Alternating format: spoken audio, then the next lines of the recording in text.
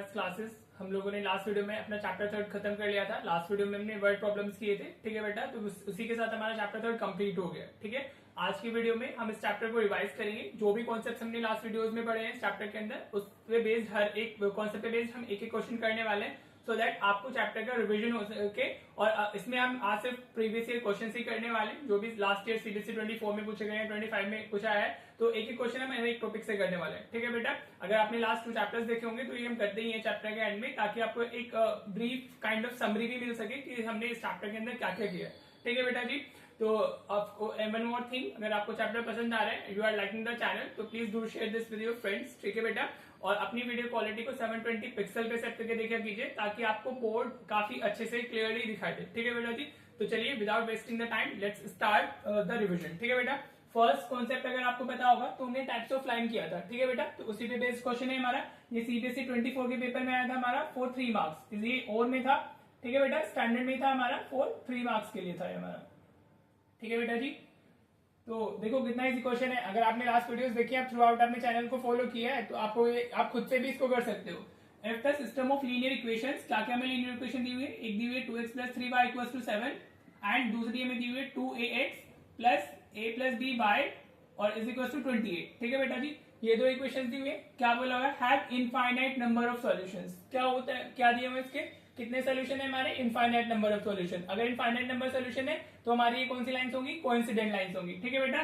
Then find the values of a and b, ठीक है बेटा। अब आपको ए और बी की वैल्यूज बतानी है, राइट। तो अगर आप इसको फर्स्ट इक्वेशन बोल देते हो, इसको सेकंड बोल देते हो, ठीक है बेटा जी। तो हमारा a1 कितना होगा, a1 फर्स्ट इक्वेशन में x का कोएफिशिएंट होगा, तो a1 इज व्हाट 2। b1 हमारा क्या है, y का कोएफिशिएंट इन फर्स्ट इक्वेशन, तो y से पहले +3 लिखा हुआ है, तो b1 की वैल्यू +3 हो गई। और c1 क्या होता है हमारा, constant present in the first equation, तो वो कितना है हमारा 7, ठीक है बेटा। तो c1 की वैल्यू कितनी हो गई हमारी, 7 हो गई, ठीक है बेटा जी। ऐसे ही अब हम क्या लिखेंगे, a2 b2 c2 लिखेंगे। तो a2 क्या होता है, सेकंड इक्वेशन में x का कोएफिशिएंट, तो यहाँ x से पहले क्या लिखा हुआ है, दैट इज 2a, ठीक है बेटा जी। नेक्स्ट b2 क्या होता है, y का कोएफिशिएंट इन सेकंड इक्वेशन, तो वो यहाँ पर क्या दिया हुआ है, y से पहले जो भी लिखा होता है विद साइन लेना होता है, तो दिस इज a + b। और जो c2 है हमारा, वो कांस्टेंट इन इक्वेशन सेकंड हो गया हमारा, सो दिस इज व्हाट 28। हाँ जी बेटा, क्लियर। आपको पहले इतना करना है। अब आप क्या लिखोगे, for infinite number of solution, वो यहाँ पर इनफाइनाइट नंबर ऑफ सॉल्यूशन की जगह पर आपको कोइंसिडेंट लाइन भी दे सकता था, for infinite number of solutions. हाँ जी बेटा, जो हमारी कंडीशन होती है, सबसे पहले आपको वो कंडीशन लिखनी है। तो क्या कंडीशन होती है हमारे इनफाइनाइट नंबर सॉल्यूशन के लिए, a1/a2 तीनों रेशियो इक्वल होते हैं, equals to b1/b2 equals to c1/c2। ये कंडीशन होती है हमारी तीनों इक्वेशन, मतलब इनफाइनाइट नंबर ऑफ सॉल्यूशन। या अगर यहाँ पे कोइंसिडेंट लाइंस भी बोला होता तो भी हमने ऐसी तरीके से करना था, ठीक है बेटा जी। आपने कंडीशन यूज कर लिए। होप आपको एक कॉन्सेप्ट रिवाइज हुआ होगा टाइप ऑफ लाइन वाला हमारा, जिसमें हमने सारी लाइन देखी थी पैरेलल, कोइंसिडेंट, इंटरसेक्टिंग, और उनके लिए जो जो कंडीशन होती थी, ठीक है बेटा जी। बस अब वैल्यूज डाल दो। a1 की वैल्यू कितनी है हमारी, 2/2a हो गया, ठीक है बेटा जी। b1 कितना है हमारा 3, b2 is what a + b, और c1 हमारा कितना है 7, और c2 कितना है हमारा 28। देखो कितना इजी पेपर आया था स्टैंडर्ड के पेपर में, ठीक है बेटा जी। तो बस अब ये इसके इक्वल है, ये इसके इक्वल है, और ये भी इसके इक्वल है, तो आप किसी भी पेयर को यूज कर सकते हो। तो अगर मैं इन दोनों को ले लूं तो 2/2a इज इक्वल टू मेरा क्या होगा 7/28, ठीक है बेटा जी। तो 2 से 2 कैंसिल हो गया, 2 1 is 2, 2 से 2 से कैंसिल हो जाएगा, 7 1 is 7 और 7 4 is 28। तो 1/a इज इक्वल टू हमारा कितना है 1/4 आ गया, राइट। अगर आप क्रॉस मल्टीप्लीकेशन करोगे तो a × 1 is a, 4 × 1 is 4, तो a की वैल्यू कितनी आ गई हमारी 4 आ गई, ठीक है। हमें a और b ही तो फाइंड करना है ना, तो a हमें कितना मिल गया 4 मिल गया, ठीक है बेटा जी। अब अगर आप ये वाला पेयर यूज कर लो, ठीक है। अब a तो नोन हो ही चुका है ना, b अननोन बचा हुआ है, सिर्फ उसी की वैल्यू फाइंड करनी है हमें। तो दिस इज 3/a + b, ये 7/28 को मैं 1/4 लिख सकता हूँ। हाँ जी बेटा, 7 1 7, इसको उसकी लोवेस्ट फॉर्म में लिख लिया। अगर आप क्रॉस मल्टीप्लिकेशन करोगे तो ये 4 × 3 12 हो जाएगा, और ये a + b × 1 a + b आ जाएगा हमारा, ठीक है बेटा जी, क्लियर। अभी a की वैल्यू हमारी कितनी है, ये 4 आई है, तो आप इधर सब्स्टिट्यूट कर दो, इसको इधर शिफ्ट करोगे तो 12 - 4 = b, तो 8 आ जाएगी आपकी b की वैल्यू, ठीक है बेटा जी। दोनों वैल्यूज हमें मिल गई है, ठीक है बेटा। होप आपको अच्छे से रिवाइज हो गया होगा।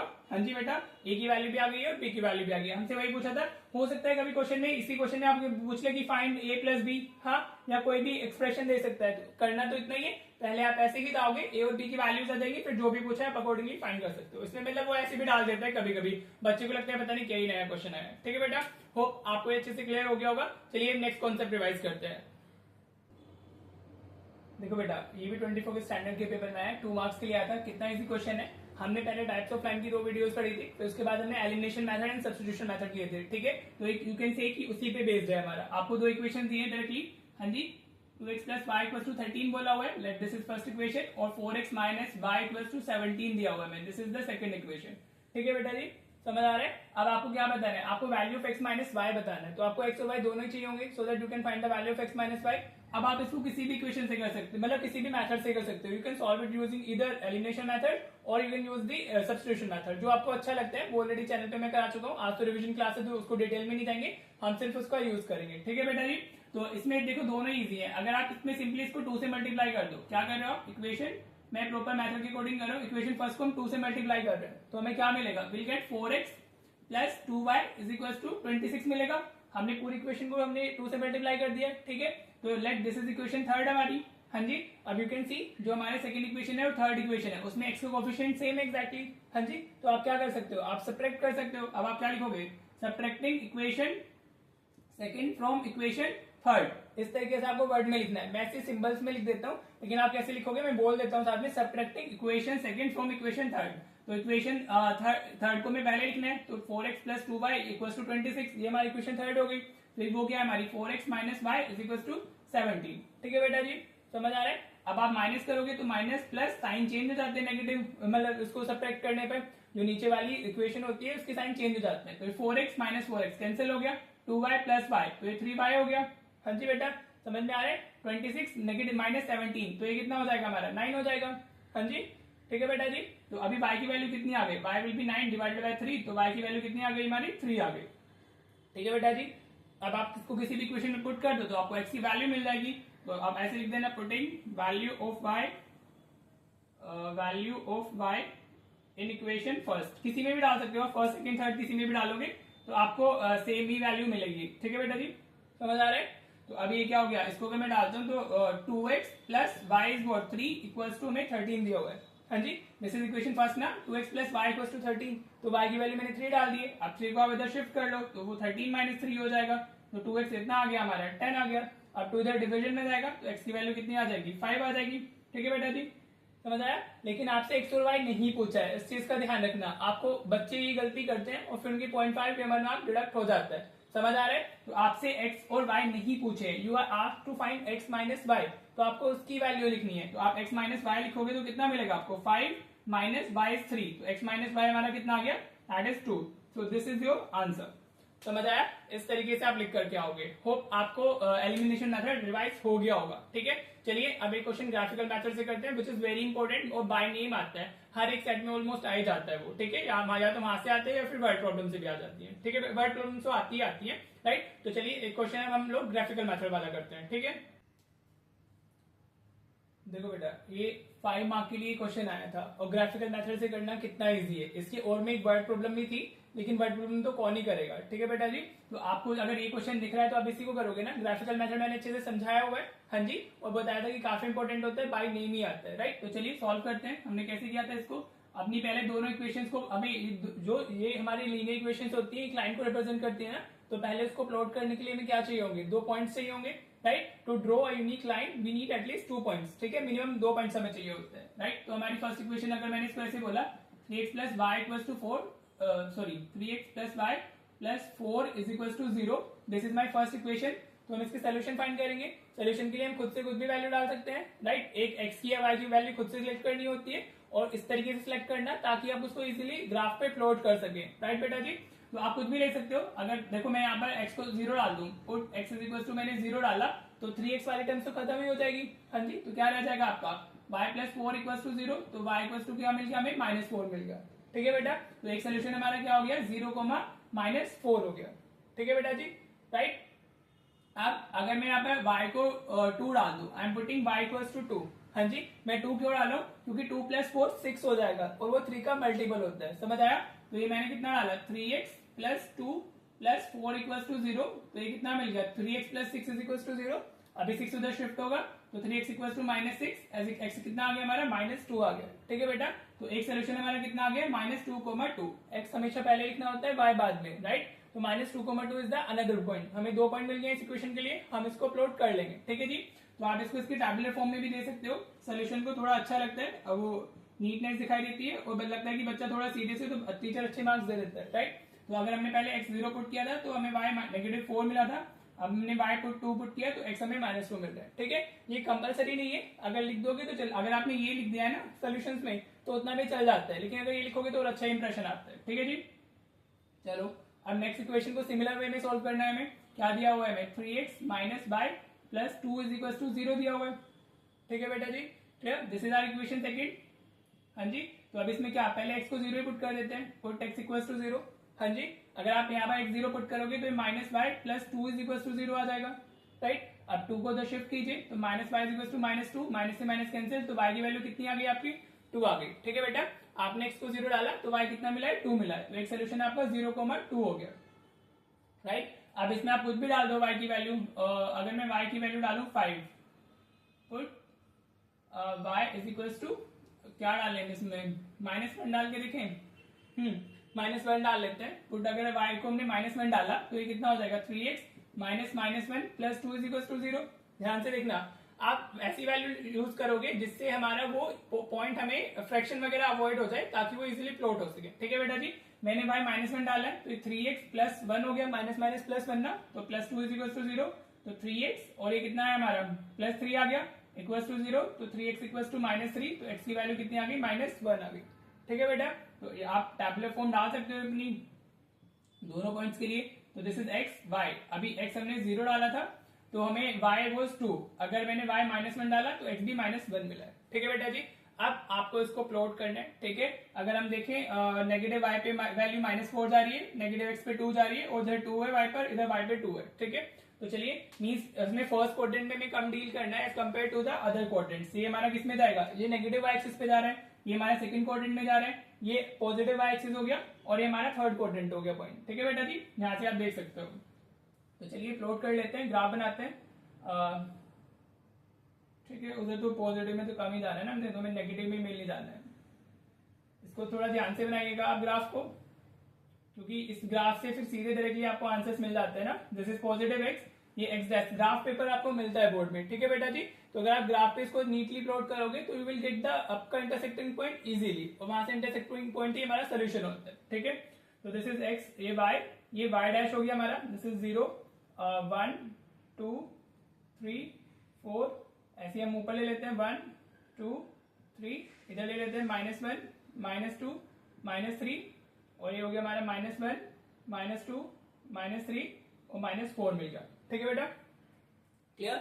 आप अपनी लाइंस को अच्छे से आपको प्लॉट करना है। मैं यहाँ पर रफली बनाता हूँ तो इसलिए मेरा पॉइंट इधर उधर दिख जाएगा, but when you will be drawing it on the graph paper तो आपको आपका पॉइंट शार्प ही मिलेगा, और वहीं से आपको आपके एग्जैक्ट आंसर्स मिलेंगे, ठीक है बेटा जी। चलिए प्लॉट करते हैं फर्स्ट को। फर्स्ट पॉइंट 0, -4, तो ये वाला होगा हमारा।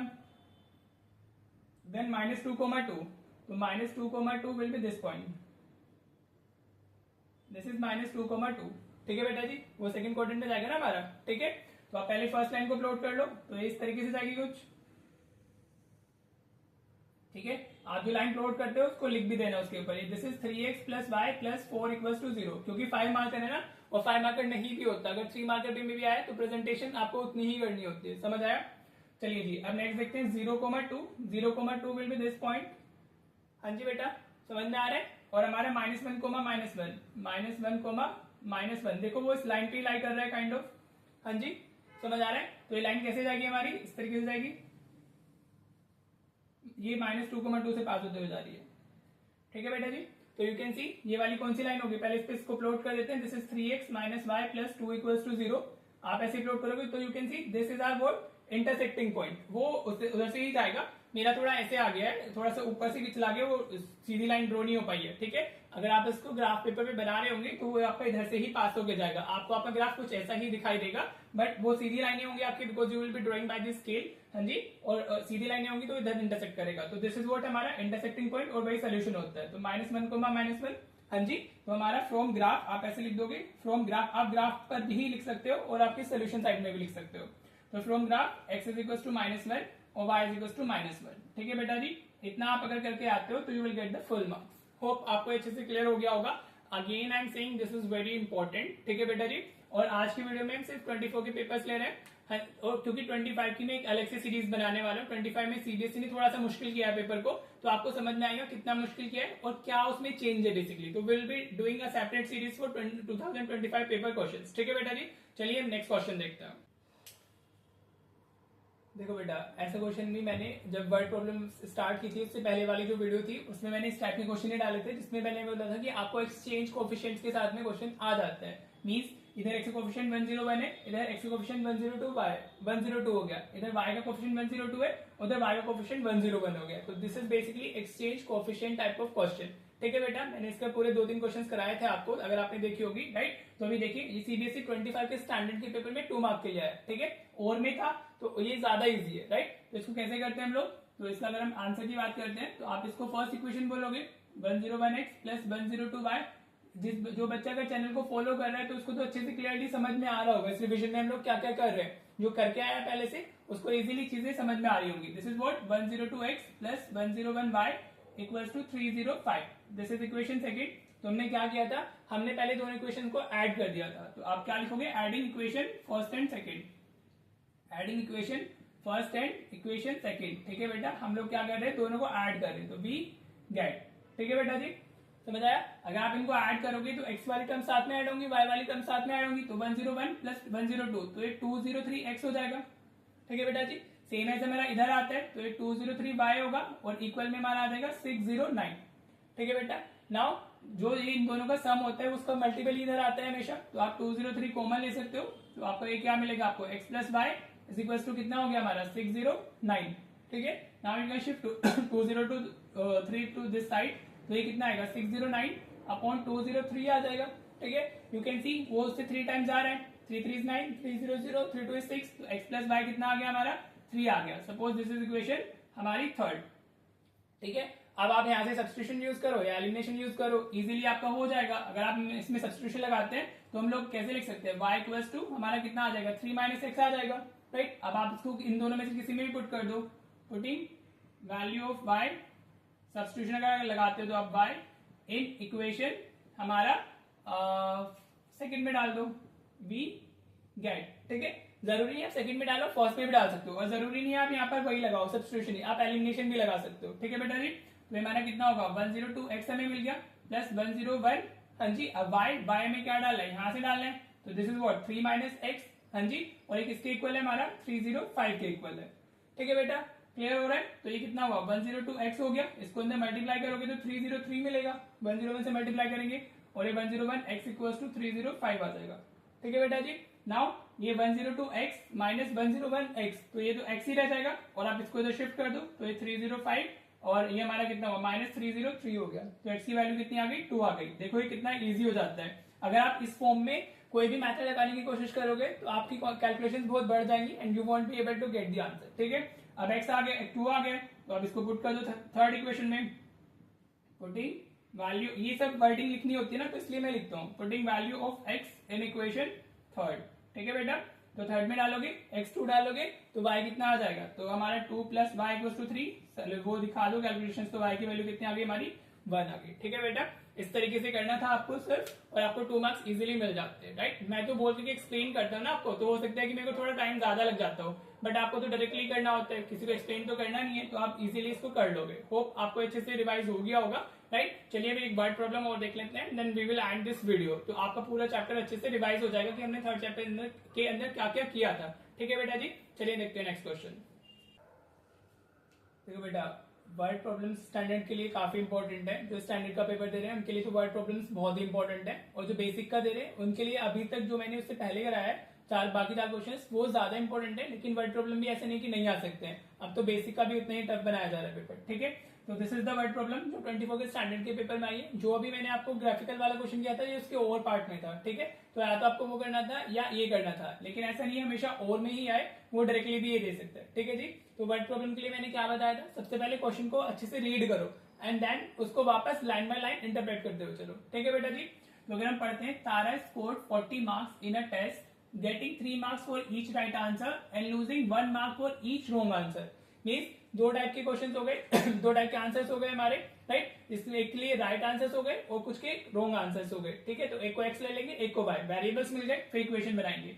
Had 4 marks been awarded for each correct answer, means अगर 3 की जगह 4 मार्क्स मिल रहे हैं and 2 marks have been deducted for each wrong answer, और 1 की जगह 2 मार्क्स डिडक्ट हो रहा है, तो अगर ऐसा होता तो then Tara would have scored 50 marks, ठीक है, तो उसके मार्क्स 50 होते। फर्स्ट केस में 40 है, जब उसका 3 मिल रहा है और 1 डिडक्ट हो रहा है, और फिर हमारा अगर 4 मिल रहे हैं उसको मतलब करेक्ट आंसर के लिए और रॉन्ग आंसर के लिए 2 डिडक्ट होते हैं, तो इन दैट केस उसको 50 मार्क्स मिलते हैं। Assuming that Tara attempted all the question, उसने सारे क्वेश्चन अटेम्प्ट किए, the total number of question हमें बताना है, ठीक है बेटा जी।